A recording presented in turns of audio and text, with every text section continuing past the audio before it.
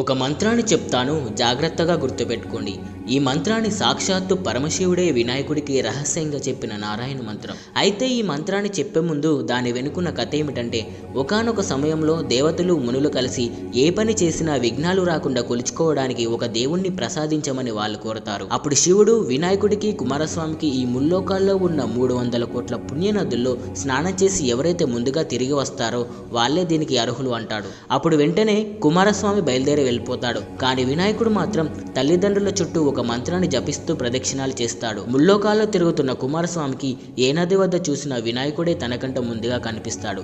తన గర్వాన్ని అణుచుకొని అన్నగారి మహిమ తెలుసుకున్న కుమారస్వామి వినాయకుడిని విజేతన చేస్తాడు. ఆ మంత్రమే సకృ నారాయణే త్యుక్త్వాం పుమాన్ కల్పశతత్రయం గంగాది సర్వతీర్థేషు స్నాతో భవతి పుత్రగా. ఈ మంత్రం జపిస్తే ముల్లోకాల్లో ఉన్న 300 కోట్ల పుణ్య నదుల్లో స్నానం చేసినట్టు అవుతుందట.